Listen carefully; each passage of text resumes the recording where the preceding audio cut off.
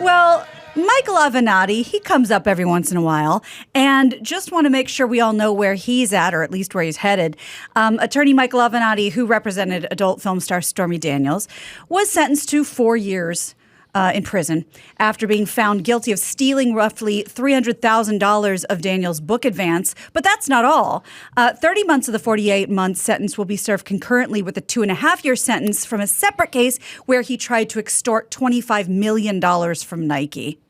And as you probably recall, he rose to fame when he represented Daniels in a lawsuit to invalidate that non-disclosure agreement after she received a $130,000 hush payment linked to an alleged 2006 affair with President Donald Trump. He's a poster child for us as a society, which is look at that guy's jawline. You know he knows what he's doing. Look at him. Look at him. He's honest and he means business. That was where we're at. And then 2, hating Trump doesn't make your ideas good. It just means you hate Trump. The media went nuts for him, and all the retards from The View went nuts because they were like, look at that guy's jawline, and he hates Trump. He must be a hero. Yep. And it's like, no, you could have a good jawline and you could hate Trump and you could still be bad yourself. Do you remember what I think it was Maxine Waters said when she, in her many speeches about taking down Trump? I believe she said something to the effect of, and if we can't do it, then we're going to have Stormy do it for us. And the crowd went wild. Right. She's a porn star.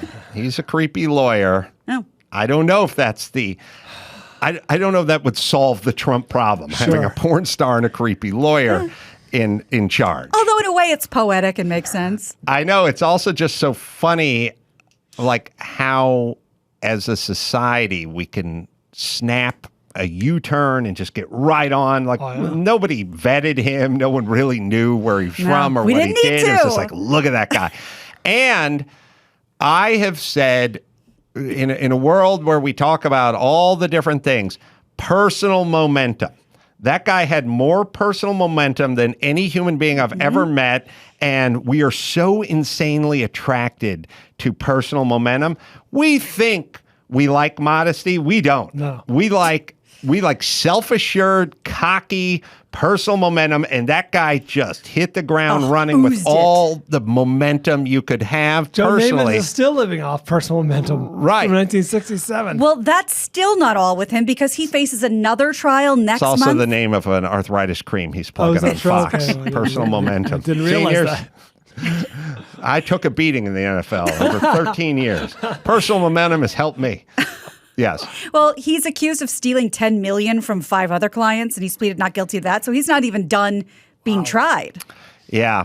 Well, it turned out he wasn't virtuous. Oh. This is a setback for bald men. I'm going to be honest. This is a dark day. We've had better days, but we're going to regroup and come back stronger. By the way, I'm glad you said that, Brian, because I am so goddamn sick of hearing about how this Depp Heard trial has set back the Me Too movement. I could fucking puke.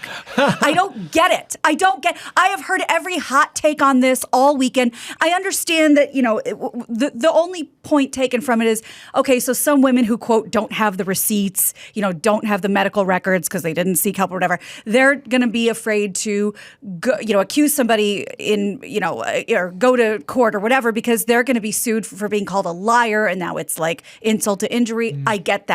But I don't get it. Like, as a woman, and say I'm part of the Me Too movement, doesn't it give us huge credibility to essentially police our own? Doesn't that make you understand more that, like, women in general are coming from a fairly sincere place? I think we oversimplify everything, and it's kind of a narcissism and a condescension at the same time. Like, when we do these, like when we say, these people scared of people who look different than them. It's like, nobody thinks that way. You couldn't get along. Everyone looks different. Shut the fuck up. Now but you're saying, I'm up on Mount Pius. We do way too much, like the little people, the poor people who can't, whatever. We don't know how to get an ID. Yeah, they're individuals. Yeah. They have their life and their life experiences. If they have a legitimate case, be it Me Too or racism or whatever have you, they shall bring it forth. Right. And then they don't need you to pontificate on what they're doing. Like this thing's like, they're not capable of, yes, they are. They will. They have. Yes. And then the other side of this coin, of course, I see some meme because I guess, now it's all about Evan Rachel Wood and Marilyn Manson. They're getting, because he may be headed toward the Depp, defamation case situation. And Johnny Depp and Marilyn Manson are apparently friends. And I saw a meme that literally is a picture of Heard with a slash through her, and then a picture of Evan Rachel Wood that says "one bitch down, one bitch to go." So I think on each side, everybody is just fucking losing their minds. Yeah, well, it's kind of a version of, we started with these lyrics and these satanic rock and roll songs are getting kids to, and then it's like these Marilyn Manson. These violent video games, and the internet is forcing people to.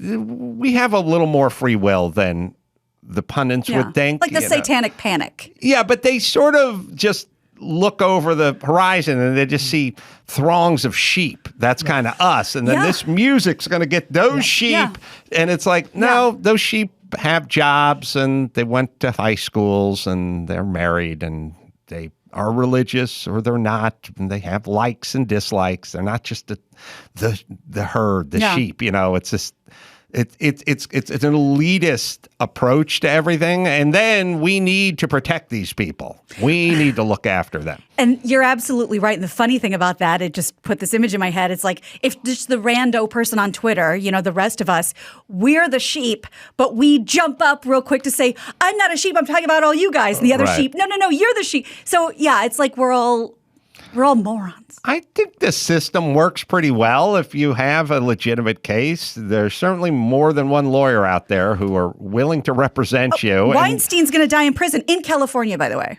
Right. And then they can be the competent ones. Right. You don't have to be. You can just be the one who brings the case. They can vet it, and then we'll just go case by case. Indeed. Let's talk about Elon Musk, but not Twitter. He is over the idea of workers working from home, and he has put his foot down. I love this guy. Yep. Last week, he said, basically for Tesla and SpaceX, he sent an email to the staff at both companies telling them that they must put in 40 hours a week in the office. In an email to the Tesla employees that was posted online, he wrote, "If you don't show up, we will assume that you have resigned." The internal email was confirmed as authentic by a Tesla employee. Musk added in the email, the more senior you are, the more visible must be your presence. There are, of course, companies that don't require this, but when was the last time they shipped a great new product? A similar email was sent out to Tesla and said remote work is no longer acceptable. And this has been, retweeted and authenticated. And he said, in office, please.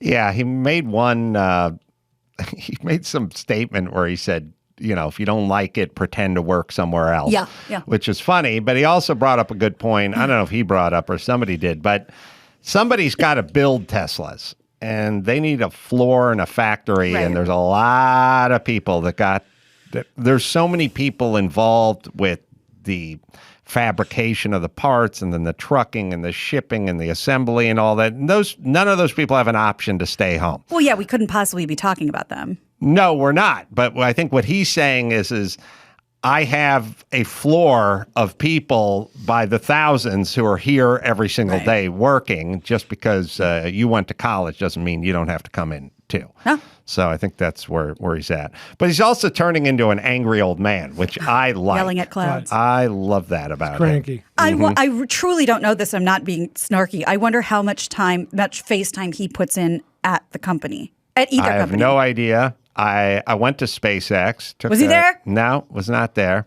I feel like he felt like he needed to pretend to be a good guy for a long period of time. And now he's become like when Hulk Hogan went over Hollywood the dark Hogan. side. He turned Hollywood. The black beard. Yeah, I just think he's leaning into it now. He just is embracing his dark Hulk Hogan side. Well, and as Brian pointed out before, I think the tipping point was when he called that guy a pedophile, when they were all trying to save the children in the cave. Well, yeah. Because that was shocking at the time, for him to say something like that. But he ended up winning that lawsuit, right? Was the guy a No pedophile? idea. He didn't. Somebody sued him, and it didn't work. So I don't know. But we can look into it. This was all about like the sainted effort to save these children. I have a way. And then all of a sudden he's like name calling, and we're like, Elon?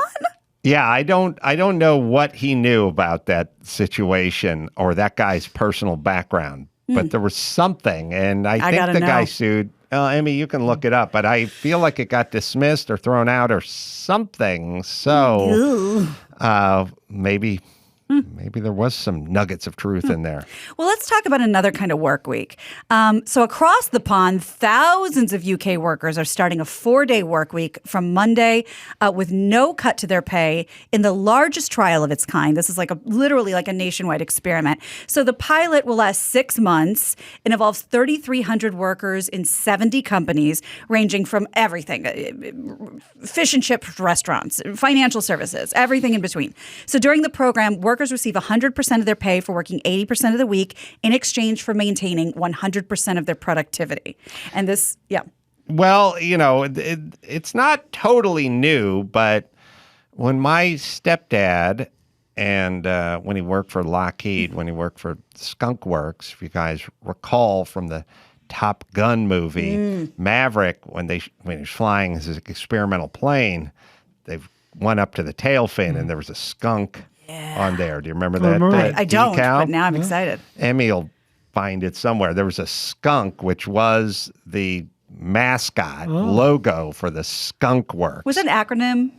I don't think it was. The guy who started it was named Kelly Johnson, and Jeff Skunk Baxter. They were out here in Burbank, and even at the point where he was getting out of control, and he showed his hand like on the yoke, there was a little miniature skunk on there too, which was suggesting that this was a Lockheed Skunk Works aircraft. Do you want to hear what it says? The first thing I pulled up, this is from LockheedMartin.com, so I assume it's real. An engineer named Irv Culver was a fan of the comic strip Lil Abner. And there was a running joke about a mysterious and malodorous, I imagine stinky, place deep in the forest called Skunk Works, where a strong beverage was brewed from skunks, old shoes, and other strange ingredients. It's just an homage to Lil Abner. Yeah, so it was homage to moonshine. Yeah. It was the secret division of Lockheed Martin, and they bring you the stealth fighter and the SR-71 and the U-2 spy plane. Wow. They made all the experimental stuff, and so my stepdad, they switched to a 4-day work week, but it was 10 hours a day. You're still getting your 40 hours. Yeah, I did that when I painted offices with Andy, the Jehovah's Witness. We would work 4 10-hour days, which I think generally people like. Like once you get up and get dressed and go to work and stuff, you're kind of there. I think so. They would do a early adapter of the at some point Lockheed moved from Burbank to like Simi Valley. They're somewhere now. God, I'm trying to think. Where's Magic Mountain? Is that in That's Simi? Valencia. Like Valencia, Newhall. Yeah. They moved way out into the desert, and they had a extendo van, and it would pick up my stepdad at like 5 a.m, and they would pick all the other people up. Very progressive. Everyone who lived, this in the 80s, everyone else who worked at Lockheed lived in, North Hollywood, Burbank, Van Nuys. The van would pick up like 12 employees, drive it all the way out to the desert. But my stepdad would just sleep in the van the whole time. There's a like I've said, I've done it a few times. There's nothing better than sleeping like while you're on the clock. You just sleep in the van, then they get to the Newhall at Palmdale. Yeah, Burbank to Palmdale. So this is a long haul. And they did work for 10 hours, and then you get your 3-day weekend. That sounds pretty good. Yeah.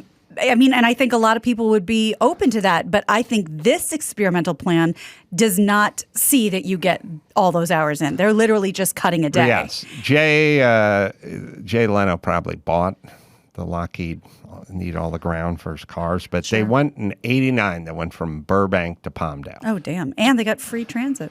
Yeah. But this is not the only place it's doing this. But Spain, just to clarify, sorry to interrupt. Yeah. You said as they get the 80% work week as long as they maintain 100% productivity. Now, I know it sounds a little shady because they have to promise that they will maintain 100% productivity. And it's just an experiment to see if it's a good idea or a bad idea. It's going to last for 6 months. But other places like Spain and Scotland are also going to do this.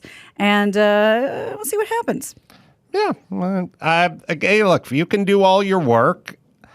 And, maybe a lot of people, especially at work now, percentage-wise, if you think about it, like if you worked at a McDonald's, like I worked the grill, or you work on a construction site, then 96% of your workday is working. Yeah. There is no checking your phone. No one had a phone. There's no sitting down. Oh, no. On a construction site, it's just working with the occasional pretending to work, like walking across something with purpose and then, I don't know, taking running a out piss the minute and then walking back or something. But it was all. But now, with everyone with their phones and their roto leagues and all the myriad of different ventures, like who the hell knows who's. Right. So now the work day, which traditionally was into the 90s in terms of percentage you are working while you are there, even us at radio stations, you showed up, you worked. Well, I was thinking about that. Screening calls, which you and I both did. Yeah. Like you did it for 4 hours or whatever it was. Like that's your shift. Answer the phone for 4 hours. Right. But now, there's no getting it done ahead of time. No. we may be into the mid 60s in terms of percentage of work that is happening at work. So then it would. Now all we got to do is get back up to the 90s and you can do your 30-hour or 32-hour work week. Well, I was going to say, if we're really thinking outside the box and trying for like maximum efficiency, right, Adam, like say you're running a job site, whatever it is, on your own property, someone else's, whatever, does it make more sense to be like, hey, here's I don't know construction well enough, you tell me, what's something that would take a week, framing out a house or a roof? A garage. Fine. Okay, this garage needs to be done this week. If you guys take 5 days, great. If you can do it in 3.5, you're getting paid the same as long as the work is done. And that'd be the maximum efficiency because they'd be working 95% of those hours, right?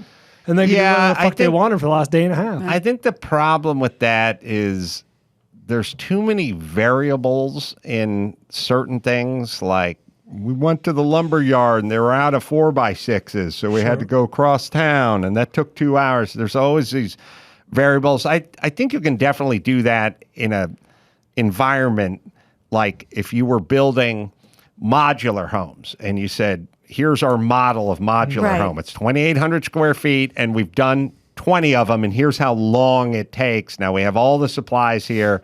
You could assign it that way. Yes. But also kind of coming from where you were, when I worked retail in men's suiting, it was so humiliating because you're on your feet all day and you're, going up to people who don't want you bothering them and blah, blah, blah, blah, blah. And then you're sitting there kind of chatting with a coworker and, God forbid, laugh or look like you're having fun.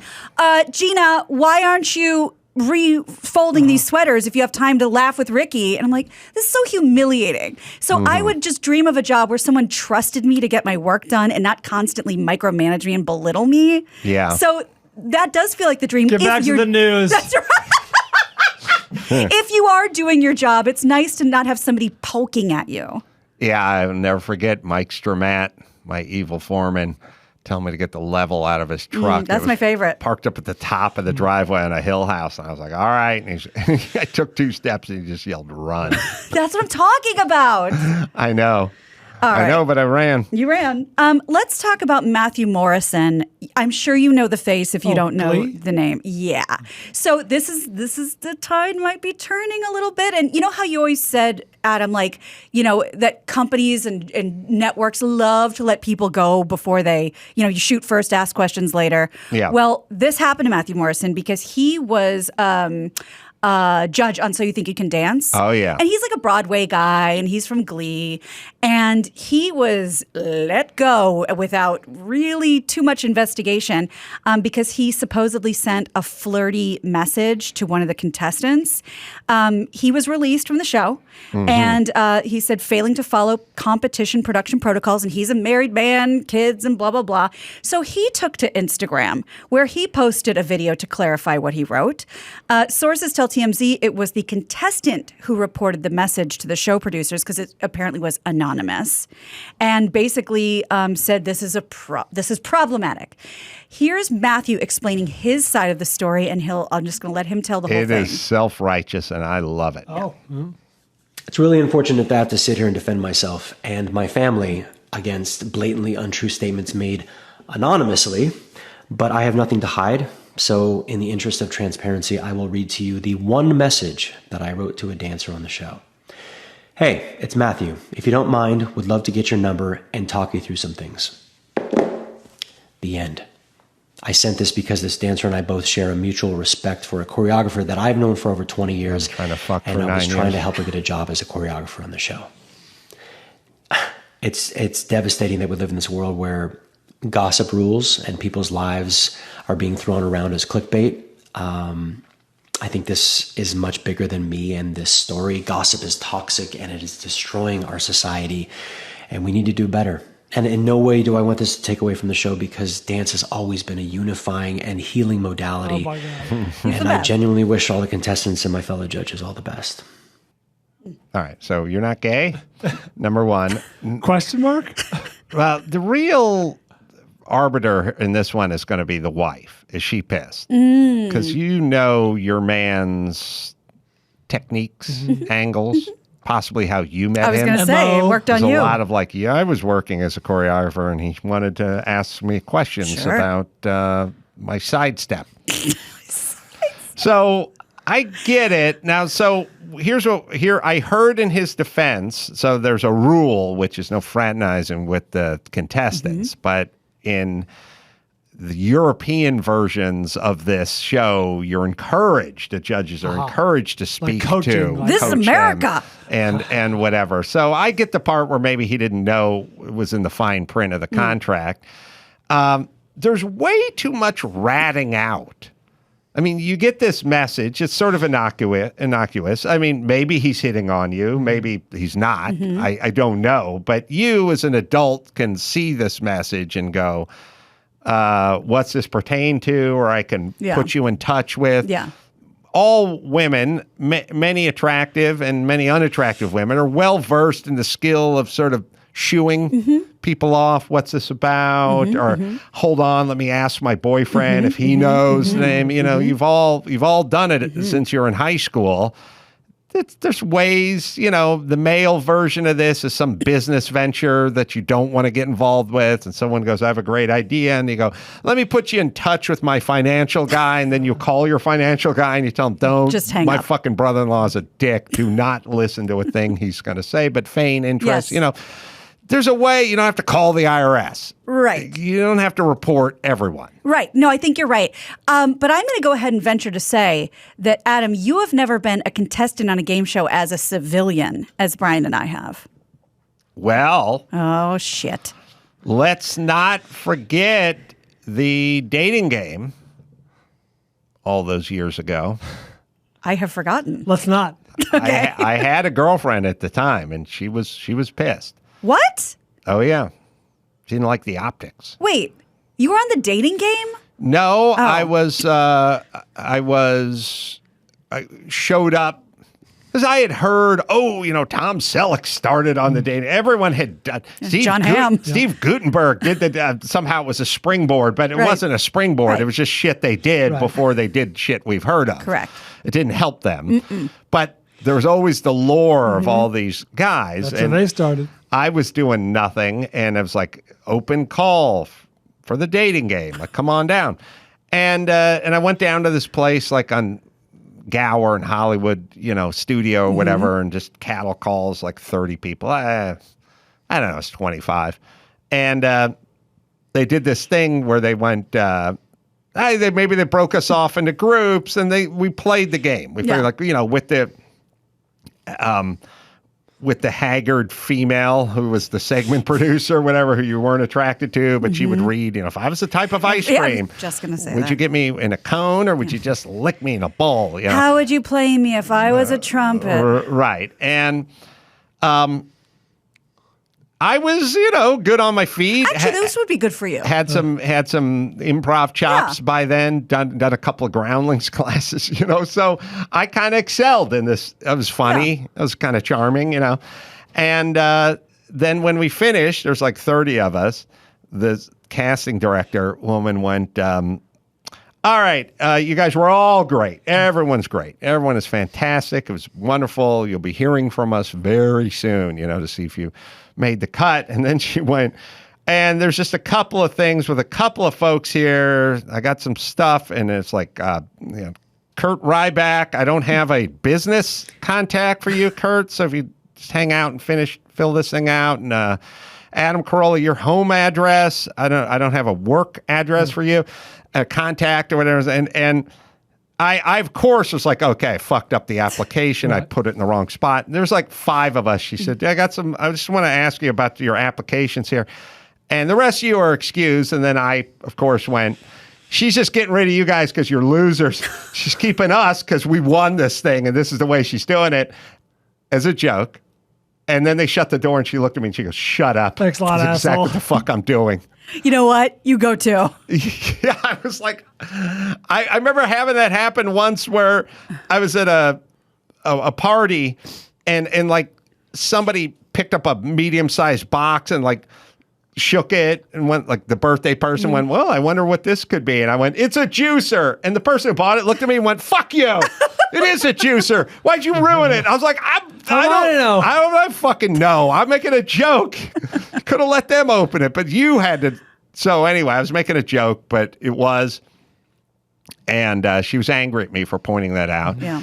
And then later on, I think I returned and I told my girlfriend, hey, guess who made the cut on the dating game? And she wasn't happy. I get it. Mm-hmm. Okay, well, you only made it so far because you, of course, had to become obnoxious and they had to cut you. Yes. So when the rest of us little people go on game shows, apparently America Says, my episode is just running like hotcakes right now because everyone keeps telling me, oh yeah.